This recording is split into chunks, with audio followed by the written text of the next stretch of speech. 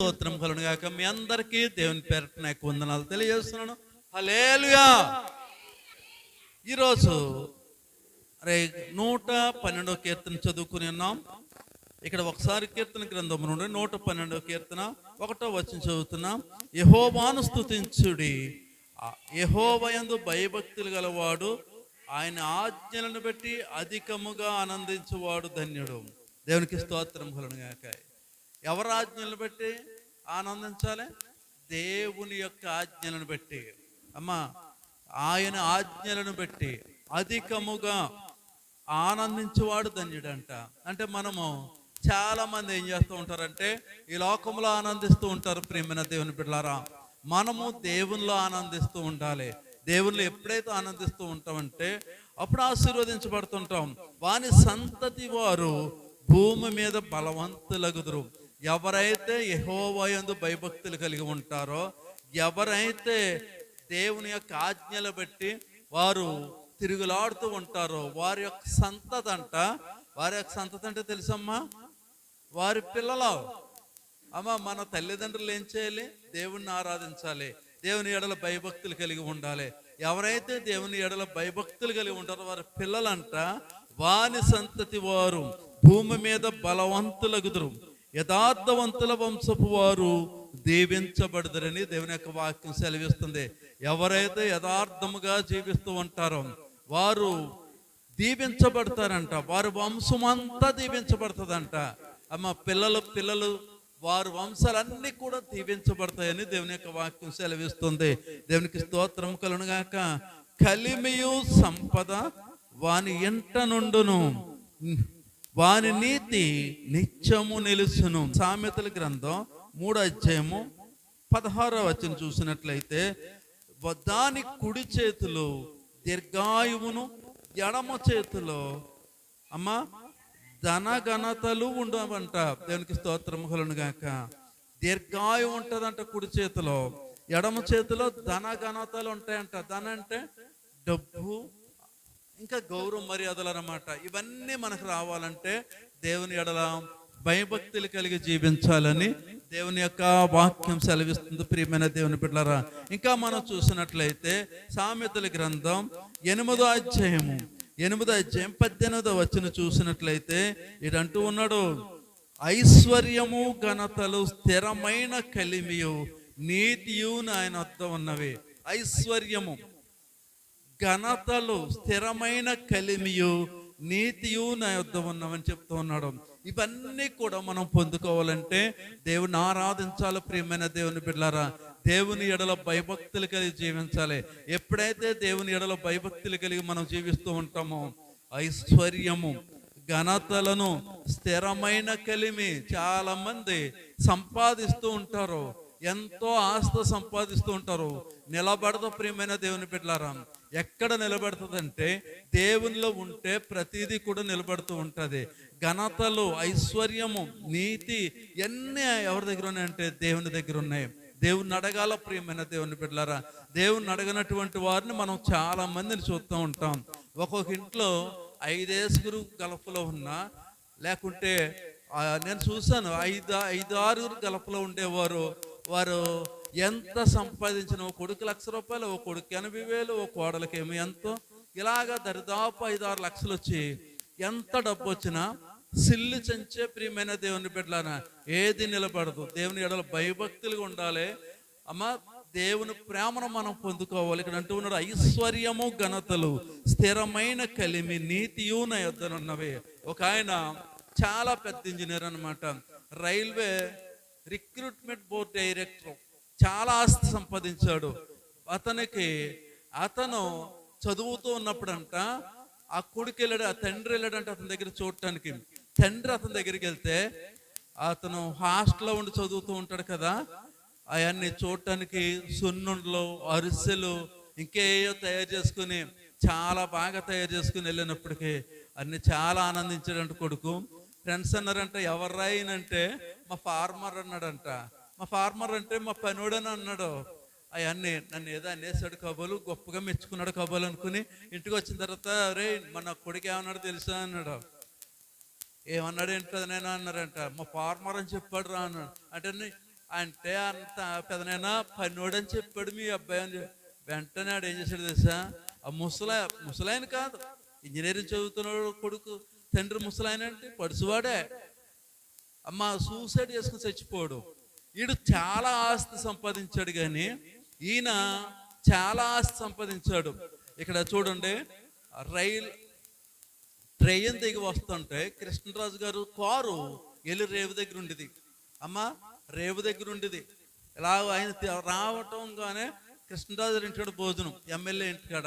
మరలా ఆయన ఎప్పుడొచ్చినా ఆయన వెళ్ళి తీసుకొస్తా ఉండేవాడు. అంత జలసాగా బ్రతికాడు. కొన్ని రోజులు గడిసే బాగానే బ్రతికాడు. కోట్లాస్తి సంపాదించాడు. భార్య చనిపోయింది, వేరే దాన్ని చేసుకున్నాడు, ఆమె చనిపోయింది, ఇంకో భార్యను చేసుకున్నాడు, ఉన్న ఆస్తి అంతా పోయింది, మొత్తం నాశనం అయిపోయాడు. తండ్రిని సన్మానించాలి, తల్లిదండ్రులను సన్మానించిన వారి కుటుంబం కారు చీకట్లా ఆరిపోద్దని బైబిల్లో ఉంది. ప్రియమైన దేవుని బిడ్డలారా, దేవునికి స్తోత్రం. ఎంత ఉన్నతమైన ఉద్యోగం చేశాడు, చాలా గొప్ప ఉద్యోగం చేశాడు. ఆస్తి నిలిచిందా అంటే నిలవలేదు. ప్రియమైన దేవుని బిడ్డలు, ఎప్పుడు నేను దేవుని సన్నిధిలో అతను చూడలేదు. మాది పెద్ద చర్చి, ఒక 3000 అంతమంది ఉంటారు, పెద్ద చర్చి. అమ్మ ఆ చర్చిలో నేను అతన్ని ఎప్పుడు చూడలేదు. ఎప్పుడు అలా తిరుగుతూ ఉండేవాడు. అంటే డబ్బున్నోడికి దేవుడు ఎందుకు అనుకుంటారు కదా చాలా మంది. ఐశ్వర్యము ఘనతలు స్థిరమైన కలిమియు నీతియు నా యొద్దన అంటున్నాడు. మరి దేవుణ్ణి ఆరాధిస్తే ఐశ్వర్యం ఘనత అన్ని కూడా దేవుల్లో ఉంటాయి. ప్రియమైన దేవుని బిడ్డలారా, దేవునికి స్తోత్రము కలుగును గాక. హల్లెలూయా, హల్లెలూయా. ఇది తెలియక చాలా మంది ఏమనుకుంటూ ఉంటారంటే, ఈ లోకానుసారమైన ఆలోచన ఆలోచిస్తారు. ఈ లోకానుసారమైన ఆలోచన ఆలోచిస్తే ఎక్కడ తీసుకెళ్తుంది అంటే అది మరణానికి తీసుకుపోతూ ఉంటుంది. ప్రియమైన దేవుని బిడ్డలారా, యథార్థవంతులకు చీకటిలో వెలుగు పుట్టును, వారు కటాక్షమును వాత్సల్యతను నీతియు గలవారు. యథార్థవంతులకు చీకటిలో వెలుగు పుడుతుందంట. అమ్మ 112వ కీర్తన 4వ వచనం చూస్తే యథార్థవంతులకి ఏం పుడుతుంది? చీకటిలో వెలుగు పుట్టునని చెప్తా ఉన్నాడు ఇక్కడ. కటాక్షమును వాత్సల్యతను నీతియు గలవారు. దేవునికి స్తోత్రం కలుగును గాక. ఎటువంటి కారు చీకటి అంటే, ఎటువంటి ఇబ్బందికరమైన పరిస్థితుల్లో ఉన్న, మరణకరమైన రోగము మనల్ని సంభవించిన, లేకుంటే ఆర్థికంగా ఇబ్బందులు పడినా, లేకుంటే ఇతరుల వల్ల నష్టపోయినా దేవుడు ఏం చేస్తూ ఉంటాడు తెలుసా? యథార్థముగా జీవిస్తే చీకటిలో వెలుగు పుట్టినని దేవుని యొక్క వాక్యం సెలవిస్తుంది. ఎటువంటి గొడ్డు పరిస్థితులున్నా దేవుడు మనల్ని లేవనెత్తుతూ ఉంటాడు. ప్రియమైన దేవుని బిడ్డలారా, అది దానికోసం మనం బ్రతుకుతూ ఉండాలి. దయాళులు అప్పించువారును భాగ్యవంతులు న్యాయ విమర్శలో వారి వాక్యము గెలుచును. దేవునికి స్తోత్రం కలుగును. ఇక్కడ చూడండి, అన్న ప్రేమ ఆది కాండము 43వ అధ్యాయము. అమ్మ 43వ అధ్యాయము 29వ వచనం చదువుతున్నా. ఇక్కడ చూడండి, అప్పుడు అతడు కన్నులెత్తి తన తల్లి కుమారుడును తన తమ్ముడైన బెన్యామీనును చూసి మీరు నాతో చెప్పిన మీ తమ్ముడు ఇతడేనా అని అడిగి, నా కుమారుడా, దేవుడు నిన్ను కరుణించును గాక అనను. దేవునికి స్తోత్రం కలుగును గాక. యోసేపు చెప్పాడు, కళల గురించి చెప్తా ఉంటే అతను ఏం చేశారు? ఐగుప్తీయులకి అమ్మేస్తాడు యోసేపుని అమ్మేస్తే అక్కడ ఫరో రాజ్యములో ఒక రాజుగా ఉన్నాడు, మినిస్టర్గా ఉన్నాడు. అమ్మ ఫైనాన్షియల్ మినిస్టర్గా ఉన్నాడు అక్కడ. అతను అనేక విధాలుగా ఆ దేశములో ఉన్నప్పుడు దేవుడు అతన్ని ఆశీర్వదించాడు, ఆ దేశాన్ని ఆశీర్వదించాడు. ప్రియమైన దేవుని బిడ్డలారా, వారికి కానాను దేశంలో తినటానికి తిండి లేక ఐగుప్తు దేశంలో ధాన్యం అమ్ముతున్నారని తెలిసి అక్కడికి వెళ్ళిన తరువాత తమ్ముడు గుర్తుపెట్టాడు, కానీ వీరికి తెలీదు ఎవరని, యోసేపని తెలియదు. ప్రియమైన దేవుని బిడ్డలారా, అయితే మీ తమ్ముడు అక్కడ ఉండాలి కదా, మీకు ఎవరైనా ఉన్నారా అంటే, తమ్ముడు ఉన్నాడంటే ఇంకా ఆకారోడు బెన్యామీన్ అని చెప్పారు. అతను తీసుకురండి. అతను తీసుకొచ్చే వరకు ఎవరో ఒకరిని ఇక్కడ పెట్టమని చెప్పాడు. తీసుకొచ్చారు అన్నదమ్ములు వెళ్ళి. ప్రియమైన దేవుని బిడ్డలారా, తల్లి కుమారుడు అంటే ఆయనకి 2 భార్యలు కదా యాకోబుకి. ప్రియమైన దేవుని బిడ్డలారా, ఇది చాలా విచిత్రమైన ప్రేమ అన్నమాట. ఇక్కడ చూడండి, అప్పుడు అతడు కన్నులెత్తి తన తల్లి కుమారుడును, అంటే యోసేపు బెన్యామీను ఒకే గర్భంలో పుట్టినటువంటి వారు, కనువారు వేరే తల్లి. ప్రియమైన దేవుని బిడ్డలారా, ఇక్కడ అంటూ ఉన్నాడు, మీ తమ్ముడు ఇతడేనా అని అడిగి, నా కుమారుడా, దేవుడు నిన్ను కరుణించును గాక అనను. అప్పుడు తన తమ్ముని మీద యోసేపునకు ప్రేమ పొర్లుకొని వచ్చెను గనుక అతడు త్వరపడి ఏడ్చుటకు చోటు వెదకి లోపలి గదిలోకి వెళ్ళి అక్కడ ఏడ్చాను. అమ్మ, ఇలా పట్టుకుని ఏడితే వీడు అన్నదమ్ములు అనుకుంటారు కదా. వీరేమో ఐగుప్తు దేశంలో ఉంటున్నారు. ఐగుప్తీయులకి వీరికి చాలా వ్యత్యాసం ఉంది. ఐగుప్తీయులు ఇజ్రాయెల్ పన్నెవరు. అయితే ప్రియమైన దేవుని బిడ్డలారా, ఇలా పట్టుకుని ఏడటానికి లేక ఆ తమ్ముడిని చూసిన తర్వాత గొల్లని ఏడ్చాడు. ఎక్కడికి వెళ్ళి ఏడ్చాడు? ఆయన గదిలోకి వెళ్ళి ఏడ్చాడు యోసేపు. ఎంత ప్రేమ చూడండి ప్రియమైన దేవుని బిడ్డలారా. అప్పుడు తన తమ్ముని మీద యోసేపు తనకు ప్రేమ పొర్లుకుని వచ్చెను గనుక అతడు త్వరపడి ఏడ్చుటకు చోటు వెదకి లోపల గదిలోనికి వెళ్ళి అక్కడ ఏడ్చాను. ప్రియమైన దేవుని బిడ్డలారా, ఇక్కడ ప్రేమ కనిపిస్తుంది. ప్రియమైన దేవుని బిడ్డలారా, ఇది ఎవరి ప్రేమ అంటే దేవుని ప్రేమ కనిపిస్తూ ఉంది. ఇంకా మనం చూసినట్లయితే సామెతల గ్రంథం అమ్మ చేయము 12వ వచనం చదువుకుందాం. ఇక్కడ మనం చూసినట్లయితే పగ కలహమును రేపును, ప్రేమ దోషములన్నిటినీ కప్పును. దేవునికి స్తోత్రం కలుగును గాక. పగ ఏం చేస్తూ ఉంటుందో తెలుసా?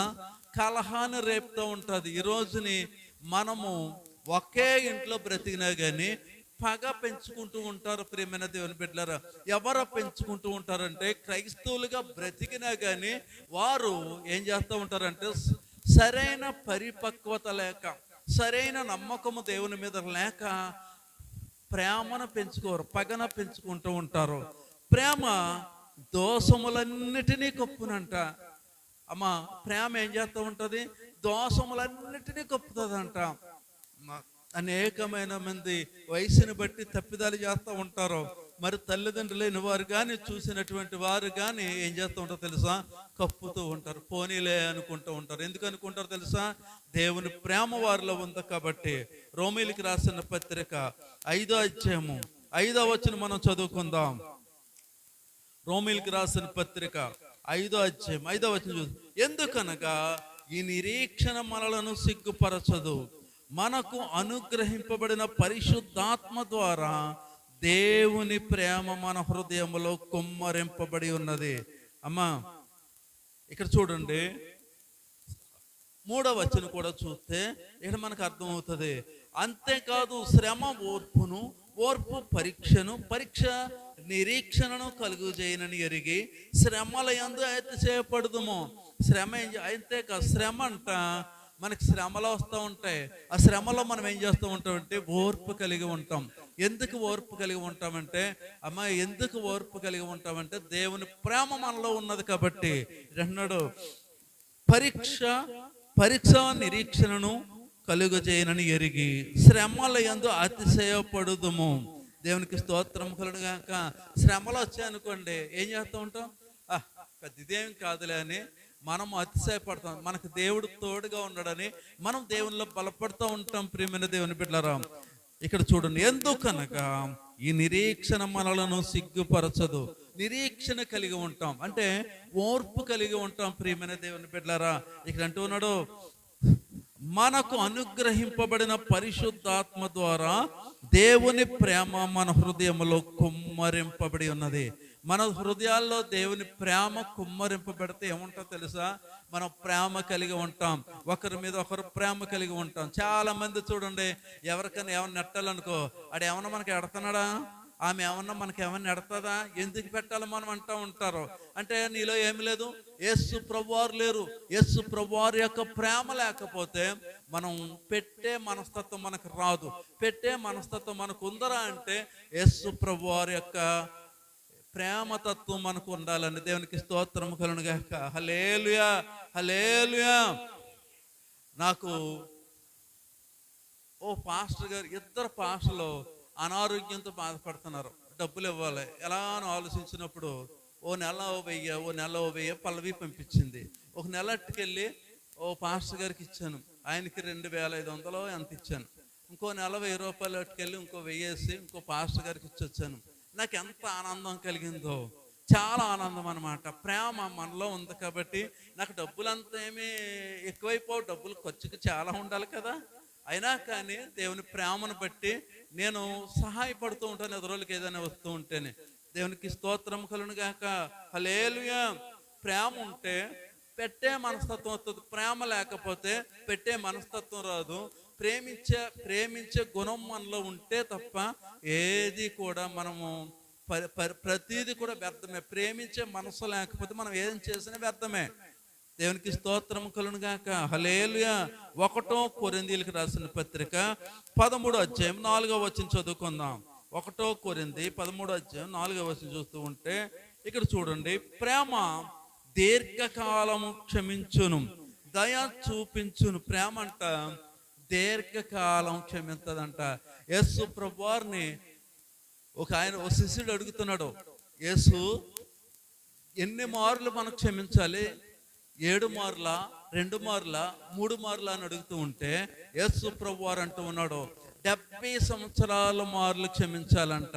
అమ్మా, ఎన్ని మార్లు క్షమించాలి మనిషిని?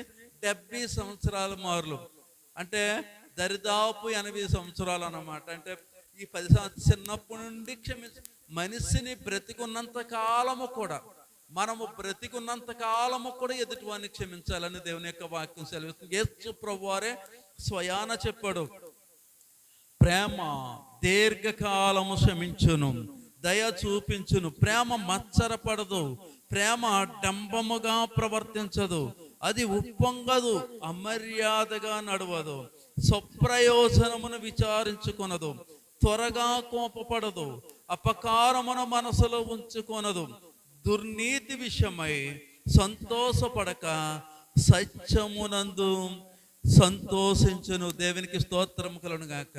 దుర్నీతి విషయమై అంటే చూడండి, దుర్మార్గమైన మనుషుల విషయమే సంతోషపడక ఏం చేస్తూ ఉంటది? సత్యమునందు సంతోషించునంట. దేవుని ఎడల సంతోషపడతారని దేవుని యొక్క వాక్యం సెలవిస్తుంది. ప్రియమైన దేవుని బిడ్డలారా, దేవునికి స్తోత్రము కలుగును గాక. హల్లెలూయా, హల్లెలూయా. ఇంకా మనం చూసినట్లయితే ఎఫెసీయులకు రాసిన పత్రిక 1వ అధ్యాయము, ఎఫెసీయులకు రాసిన పత్రిక 1వ అధ్యాయం 6వ వచనం చదువుకుందాం. మనము తన ఎదుట పరిశుద్ధులమును నిర్దోషులమై ఉండవలనని జగత్ పునాది వేయబడక మునుపే ప్రేమ చేత ఆయన క్రీస్తులో మనలను ఏర్పరచుకొనెను. హల్లెలూయా. మనం ఈ రోజుని క్రైస్తవులుగా మారి ఉన్నామంటే, మనం పెట్టేవారుగా ఉన్నామంటే, దేవుని బిడ్డలుగా మనం జీవిస్తున్నామంటే ఆయన అంటూ ఉన్నాడు, మనము తన ఎదుట పరిశుద్ధులమును నిర్దోషులనై ఉండవలనని జగత్ పునాది వేయబడక మునుపే ప్రేమ చేత క్రీస్తులో మనలను ఏర్పరచుకునే. మళ్ళీ ఇక్కడ క్రీస్తుని అడ్డుగా పెట్టాడు. జగత్ పునాది వేయక మునుపే అంటే ఈ పునాది వేయక మునుపే మనల్ని క్రీస్తులో ఏర్పరచుకున్నాడు అంటాం. ఈ రోజుని ప్రియమైన దేవుని బిడ్డలారా, యేసు వైపు చూసి మనం రక్షించబడ్డాం.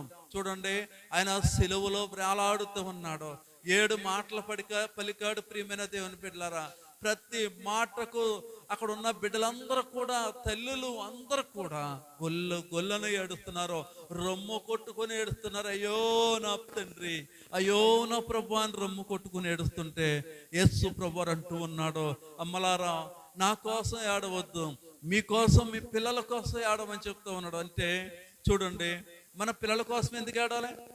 దేవునికి స్తోత్రం కలుగును గాక.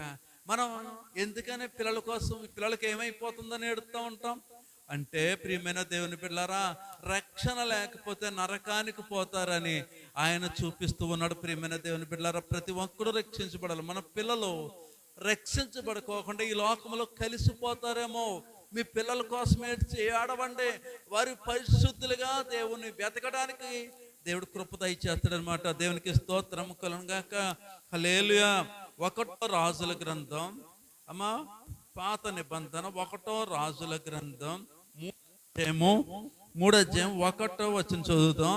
తరువాత అమ్మ 1 రాజుల గ్రంథం 3 1 తరువాత సొలొమోను ఐగుప్తు రాజైన ఫరో కుమార్తెను పెళ్లి చేసుకుని అతని అల్లుడాయను. తన నగరును యెహోవా మందిరమును యెరూషలేము చుట్టూ ప్రాకారమును కట్టించుట ముగించిన తరువాత ఫరో కుమార్తెను దావీదు పురమునకు తీసుకుని వచ్చాడంట. దేవునికి స్తోత్రం కలుగుగాక.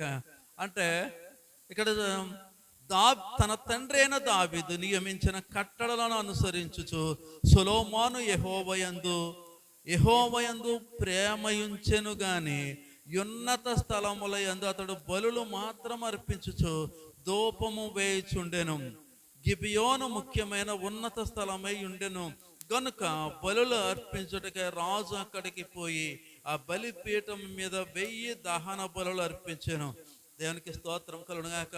ఇక్కడ దేవుని ప్రేమ అతని మీద ఉంది కాబట్టి తన తండ్రి అయిన దావీదు ఏ విషయంలో కూడా ఎక్కడా కూడా దేవునికి నైవేద్యాలు అర్పించటంలో ఎక్కడా కూడా వెనుకడుగేయలేదు. అతని యొక్క తండ్రి ప్రేమను బట్టి ఈ సొలొమోను కూడా ఎలాంటూ ఉన్నాడు,